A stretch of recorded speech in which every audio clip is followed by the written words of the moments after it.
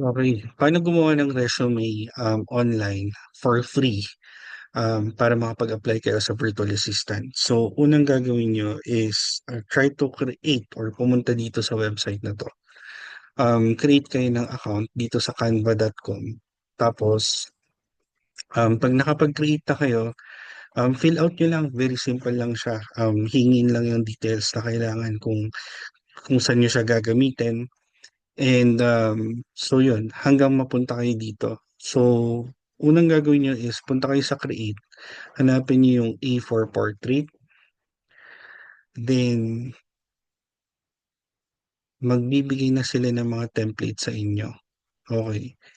Not all dito sa Canva is free. Okay. Kapag meron kang nakitang may crown sa dito, okay, yan, pro nakalagay dyan. Ibig sabihin yan, may bayad yan. So, pupunta lang tayo dito sa libre. So,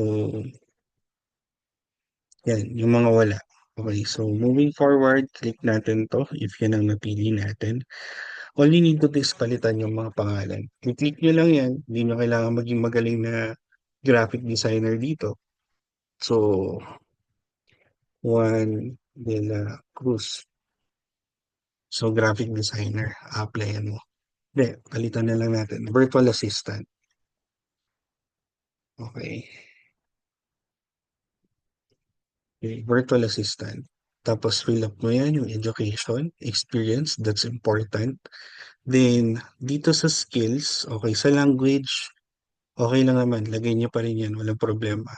Pero, fill out niya rin tong about me. But for the skills, pwede niyo itong palitan ng tools. Okay? Ito kasi mag-speak kung gaano kayo ka-skilled as a virtual assistant. So,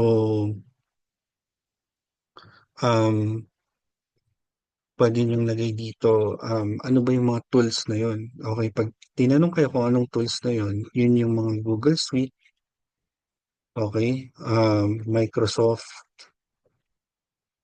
may Microsoft Teams, Zoom, inisin natin, move natin dito. Yan.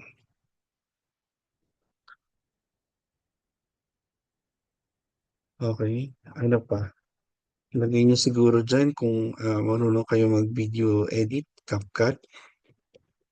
Okay, marunong kayo sa social media, lagay niyo Facebook Meta, TikTok, YouTube, of course, LinkedIn, di ba? LinkedIn, and so on and so forth. Um, so, MS Words.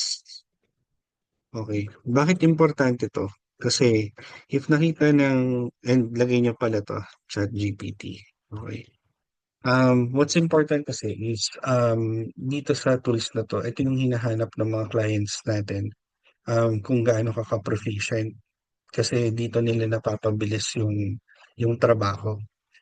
Okay, so yun lang siya. Sir, paano ba naman magpalit ng picture? All you need to do is click this, backspace mo yan, tapos pwede ka mag-upload dito, hanapin mo lang to, yung cloud na may araw.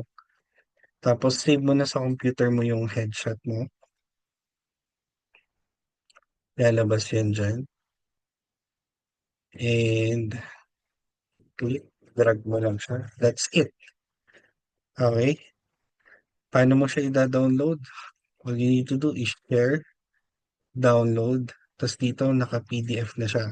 Kung gusto mo siyang isubmit ng PDF, pwede. Kung gusto mo JPEG or PNG. JPEG is picture similar sa PNG. So yun. Best yung PNG sa mga complex na mga graphics. Kung medyo marami kang graphics na nilagay dyan. Okay, JPEG naman for sharing. Pero for this training, PDF tayo. Okay? Then, download.